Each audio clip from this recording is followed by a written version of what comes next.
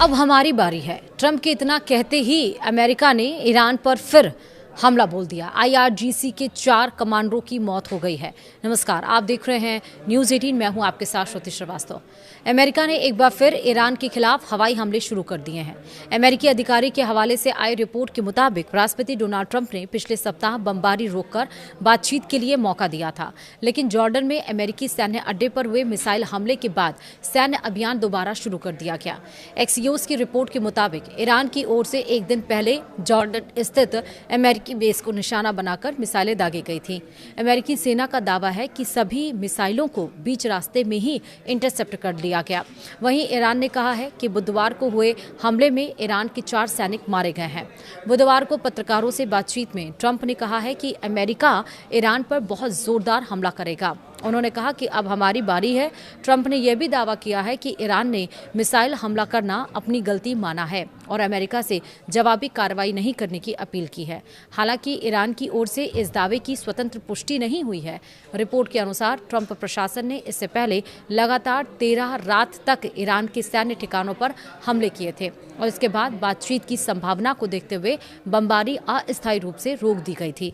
लेकिन जॉर्डन में हुए मिसाइल हमले के बाद 5 दिन के भीतर ही यह सैन्य अभियान फिर शुरू हो गया। इस बीच ईरान की मेहर न्यूज एजेंसी ने दावा किया है कि इराक के दियाला प्रांत में अमेरिका और सऊदी अरब के संयुक्त हवाई हमलों में इस्लामिक रिवॉल्यूशनरी गार्ड कॉर्प्स यानी कि IRGC के 4 सदस्य मारे गए। रिपोर्ट में उनकी पहचान अली असगर अस्तानेह, अबोल फजल मोताकी, मुर्तजा अकबरी और अमीर अब्बास दरहम फरोशू के रूप में हो गई है। वहीं एजेंसी के मुताबिक चारों ईरान के काशान शहर के रहने वाले थे। उधर द न्यूयॉर्क टाइम्स ने एक अमेरिकी अधिकारी के हवाले से दावा किया है कि संयुक्त हमलों में करीब 20 ईरानी सलाहकार, जिनमें IRGC के सदस्य और तकनीकी सलाहकार शामिल थे, मारे गए हैं। रिपोर्ट के मुताबिक इन ठिकानों को इसलिए निशाना बनाया गया है क्योंकि वहां ईरान समर्थित समूहों को मिसाइल और ड्रोन संचालन में मदद देने वाले सलाहकार मौजूद थे। वहीं अब तक अपडेट्स क्या हैं वो समझिए। ईरान की फॉर्स न्यूज एजेंसी ने दावा किया है कि केशम द्वीप पर एक रिहायशी इमारत पर हुए अमेरिकी हमले में 3 लोगों की मौत हो गई है। रिपोर्ट में होमोर्ज़गान यूनिवर्सिटी ऑफ मेडिकल साइंसेज के हवाले से कहा गया है कि मृतकों में एक दंपत्ति और उनका 2 साल का बच्चा शामिल है। रिपोर्ट के मुताबिक इस हमले में घायल 7 और 9 साल की उम्र के 2 अन्य बच्चों का अस्पताल में इलाज चल रहा है। इससे पहले बचाव दल ने मलबे से बच्चों को सुरक्षित बाहर निकाला और उसकी जानकारी भी दी थी। फिलहाल अमेरिका का कहना है कि उसने केवल सैन्य निगरानी और रक्षा से जुड़े ठिकानों को निशाना बनाया है। इन दावों की स्वतंत्र पुष्टि नहीं हुई है।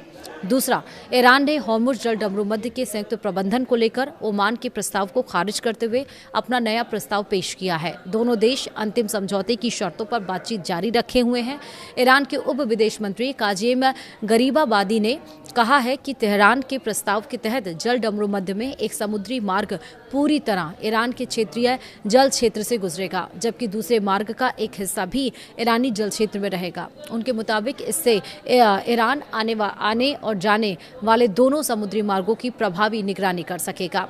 वहीं राने नेटवर्क के वरिष्ठ मध्य पूर्व विश्लेषज्ञ रयान बोल ने दावा किया है कि ईरान के खिलाफ जारी सैन्य अभियान के बीच अमेरिका के एडवांस्ड सैन्य संसाधनों पर दबाव बढ़ रहा है। उन्होंने अल जजीरा से कहा है कि लंबी दूरी से दागे जाने वाले संयुक्त स्टैंड ऑफ हथियार और थाड जैसी उन्नत एयर डिफेंस मिसाइलों का भंडार तेजी से कम हो रहा है।